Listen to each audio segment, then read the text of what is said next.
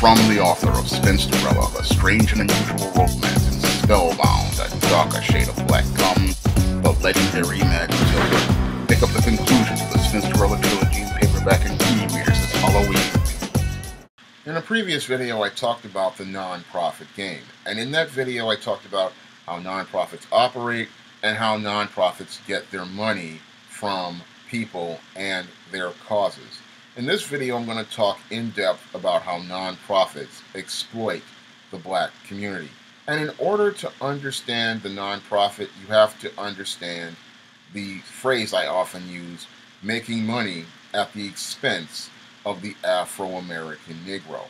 Because if you understand what that phrase means, you'll really understand how non-profits exploit the black community. Because in order to make money at the expense of a person has to be placed in a victim position. And most nonprofits place black people in a victim position so they can have a way to enrich themselves. And when it comes down to your nonprofit, they need a victim in order to further their cause. And for them, there is no greater victim than this Afro-American Negro. When they go out here and they present you these images of this poor, miserable, downtrodden Negro, this single mother, this welfare queen, this dusty Negro, this unemployed black person, that's all for the method of selling you a narrative. And part of nonprofits' game is selling you a narrative. They want to sell you the whole idea that black people are victims and that without the help of good, decent white liberals, there is no way for this Afro-American Negro to elevate himself to a level of a semblance of humanity.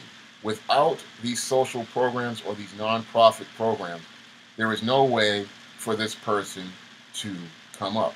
What they need is this victim actually not to help the black person, but to help themselves. And this is how they make money at the expense of black people, because as long as the black person remains in a victim position, they can make money at its expense. So when it comes down to these nonprofits, they get rich while keeping black people poor.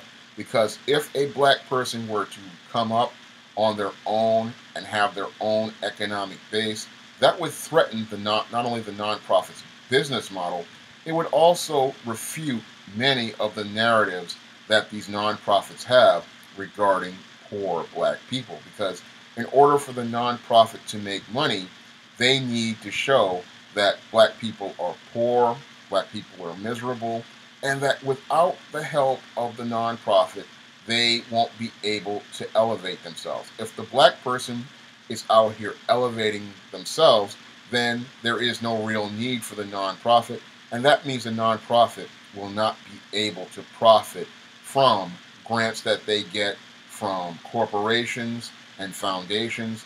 They won't be able to enrich themselves from government grants for things like job training programs and social programs, and they won't be able to get in-kind donations from businesses or get donations from individuals. If the person in the black community can stand on their own 2 feet and make their own money, that means the nonprofit won't be able to make money for itself. Because when it comes down to nonprofits in the black community, they often operate on a covert contract. And in this covert contract, which is not an express written contract, but an implied contract, is they need the black person to stay poor, and then they will go out of their way to help this black person enrich themselves by moving to some semblance of a middle-class lifestyle or some semblance of a life, and they will help him move forward, and everything will be done for the nonprofit through the nonprofit, and the nonprofit will profit by saying they not only elevated the individual, but by getting money from other donors who see the amazing work that the nonprofit has done to enrich this individual's life by pulling them up out of poverty and helping them move ahead in their lives. Because they help the person move up, people see that as, oh, that's something so great, and that makes them want to give more donations to the nonprofit. Without the black person being the victim, the nonprofit cannot profit. In order for a cause like a nonprofit to make money, they need black victims. And as long as black people remain in the victim position, they manage to maintain a semblance of economic power in the black community, because nonprofits only profit when there's a victim. If there are no victims, the nonprofit can't make money in the black community. This is why nonprofits do not like people who own black-owned businesses, because black-owned businesses are direct competition to nonprofits. Nonprofits need black people to be poor and miserable in order to make money. If you have working class black people in your neighborhood or in your community, they are a threat to the nonprofit, and they are a threat to the narrative of nonprofits in the black community, which say they are going out of their way to help these poor, miserable black people move up in the world. And when it comes down to the nonprofit, they put a stranglehold on the black community and the black economy in many ways. Because in many cases, when it comes down to the job market, these nonprofits go out of their way to put a stranglehold on jobs in the black community. Because you might have a store like a Whole Foods or a Pathmark, or even other businesses in the community coming around and opening up. And what will happen is the job developers at one of these nonprofit job readiness programs or one of these nonprofit programs will come in, and they'll ask to get a couple of slots in at this company for hiring. And what will happen is, because the nonprofit has slots for hiring, this keeps the job market from really being competitive, because everybody has to go through the nonprofit's job readiness program in order to get a job or even to get an interview. And that really impedes competition, because what happens is people just can't walk into a place to get a job. They have to go through the nonprofit, and the nonprofit manages to profit by getting a placement for themselves, which they can put in their annual report and say that they helped somebody get hired, and that helps them get donations from grant makers and corporations. However, it doesn't help the community, because when you have a nonprofit controlling the jobs in the economy, it prevents real competition from growing. Because when you have different individuals coming in to a company looking to get hired, that creates competition, and that really helps bring up wages, and it also helps bring up skills. But when everything is going through the nonprofit, what is happening is you're not having real competition in the black community. So these type of organizations, they exploit the black community by putting a stranglehold on the job market, and then what they do is they place their individuals in the job, they get a placement for their nonprofit, and in some cases, these companies get a tax credit in the black community. And instead of people building a middle class, the community remains in a continual and perpetual state of codependency and poverty, because instead of people being able to be a part of a middle class, be competitive, the nonprofit is the only one profiting from the misery of black people, because they need victims. And when you have a marketplace that is controlled, what happens is you have victims cycling in, victims cycling out, and the nonprofit getting rich, and the companies getting tax credits, but the people themselves do not profit in any way, shape, or form that enables them to move up to become a middle class. And that's how one of the ways your nonprofit exploits the black community, because your nonprofit is a lot like a slave plantation. And you really have to understand slave plantations to really understand how nonprofits are in terms of structure, because always at the head of your nonprofit is a white liberal. There will always be a white liberal in charge of your nonprofit, and they are the ones who are primarily leading the cause. They are the ones primarily controlling the narrative for the cause, and they are the ones pushing the agenda of this cause in the black community. And as I stated in the previous video, when it relates to nonprofits, the white liberal will be the one controlling everything, and they will primarily be the chairman of the board, and the board members primarily will be whites, and they'll have an occasional Negro or two on the board just to make things fair. But the heads of the nonprofit behind the scenes is always going to be some white liberal. And that white liberal is just like the slave master. They have a very paternalistic view of black people. And again, they see the Negro as some sort of victim that they need to help and somebody they need to clean up. They don't see him as a person who can do things on his own, and they believe the only way this person can function in life is through their wonderful help. Now, under this slave master will be a group of educated professional Negroes. And these educated professional Negroes, they will have degrees from Ivy League schools, they will have master's degrees, and they will be articulate, well-spoken, well-dressed. However, these are just window dressing for the nonprofit to sell the agenda and the narrative of the white liberal to the black masses. And when it comes down to these educated professional Negroes, they are just there to, again, sell this narrative, sell this agenda, and give all the black masses some hope that they can be just like them. If you work hard and are pushing and doing your best, you can be just like them.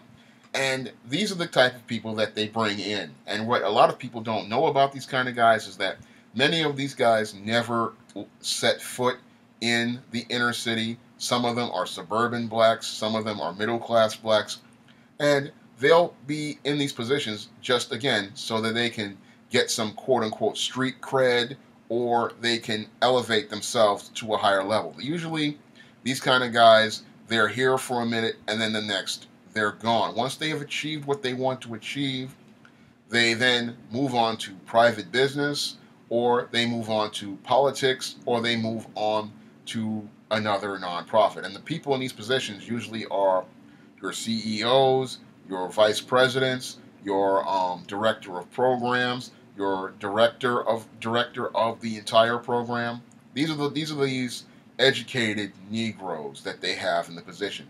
Now, once they get the program rolling, what they'll do is they may see a guy that they like, and they'll hire them to work for them. And what they will do is use that person as somebody to say, this is a person who's went through our program, this is a person who has been successful, and we've hired this person, and in some cases they'll even promote this person. And again, this person is just there to sell the program to the black masses as some sort of hope for them.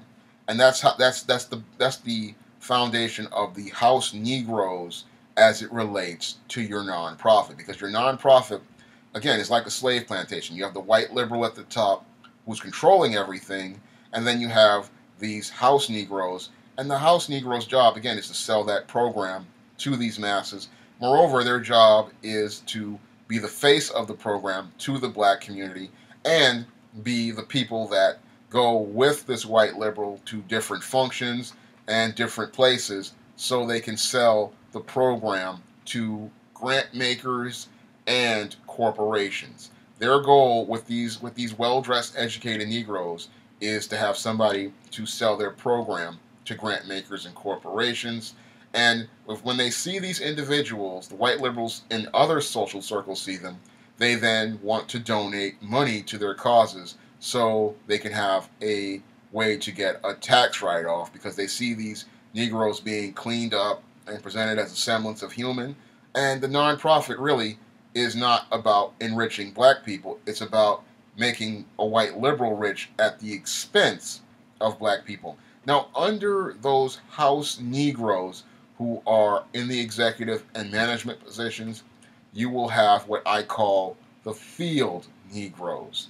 And these are the people like your caseworkers, your trainers, your administrative assistants. And when it comes down to your field Negroes, a lot of them will come straight from whatever program they're running at this nonprofit. And again, this is all done so that the white liberal can say that he has had some successes. And what he will do is, again, if he really likes a person, he'll take them up to his higher social circles and present them as some sort of example of a semblance of humanity to get more donations at the expense of the black community. And what they will do is they'll have these people in positions and say that they're successes, but oftentimes these people don't really last that long on the job, because when it comes down to your nonprofit usually does not pay very well. However, your nonprofit often expects a lot from the people in the field. And what they will do is they will try to pass a lot of work onto the people in the field. And even some of the executive Negroes in the House positions, what they will do is they'll pass their work on to people in the field. And what will happen is that's why there's so much turnover at nonprofits, because when it's a nonprofit, these guys aren't being paid very well, but the company is often demanding so much from people that they wind up becoming frustrated and overwhelmed. And in many cases, they wind up going back to being in poverty due to all the pressures being put on them by the leadership of the nonprofit. And when it comes down to the nonprofit, again, it's all about enriching themselves at the expense of these poor black people, because the only way they can continue to get grants and donations is through having people remain poor. Keeping people poor is a business for your nonprofit, just like it's a business for many of your other social welfare programs, because if black people were allowed to compete fairly in the marketplace like they did before the Great Society, you would see black people making efforts to elevate themselves on their own. Because when a person goes out and learns on their own, it actually is the best thing for them. However, these white liberals would not be able to make money because these guys can't make money on their own. They often need to find some person to attach an emotional hose to, and someone to form a codependent relationship with. And they do that by making black people out to be victims. As long as the black person remains in the victim position, they can get economic power at their expense. And they use that economic power to get rich by keeping black people poor.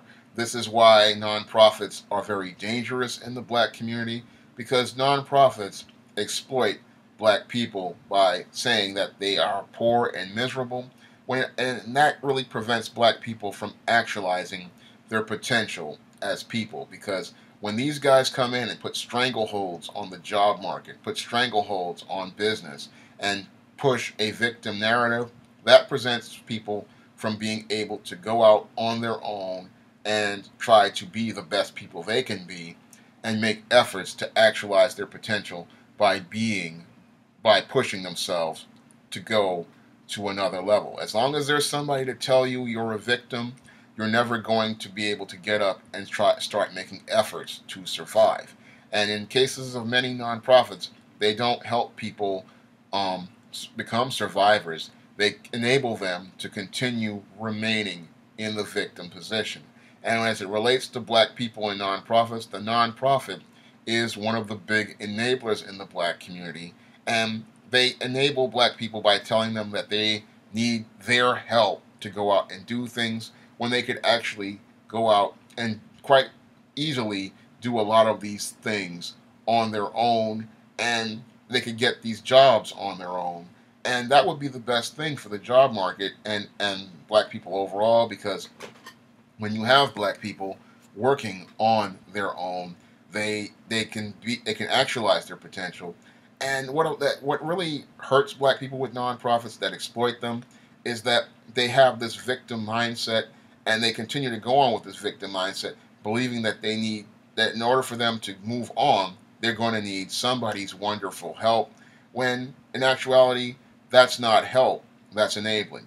Help is about giving somebody, tips and advice that will help them go on their own to do what they need to do. Enabling is where you're doing things for people. And your nonprofits often enable people because the only way for you to get help is to go through them. And that's not a good way to be, because people need to be able to go and do for self without needing somebody there to hold their hands. And that's another big problem with nonprofits. They always want to hold your hand, and they never want you to go out and stand on your own 2 feet. And that, again, goes back to the whole paternalistic ideas behind the nonprofit, the narrative of the nonprofit, and how they promote victimization in the black community, and that the idea that you are a victim and that you need somebody's help in order to move forward. And really, their help actually hurts you, because help is only supposed to be temporary. It's not supposed to be something that is ongoing, where you're continuously remaining dependent on someone in some sort of way, shape, or form. Because if you're continuing to be dependent, that's just a dysfunctional way to be, and that's not something you really want to do. And people think that nonprofits, enrich people and empower people, when in actuality, again, they don't really help too many people. Yes, there are some nonprofits that go out of their way and they help people here and there, because some people understand the difference between help and enabling. But a lot of them in the black community, it's all about making profits at the expense of the misery of black people. If you would like to see me make more videos like this, you can donate to my Patreon by clicking the link in the description box. And if you want to try some of my SJS Direct publications, you may do so by clicking the link to Amazon.com. That's all I have to say for this video. You can comment, rate, and subscribe.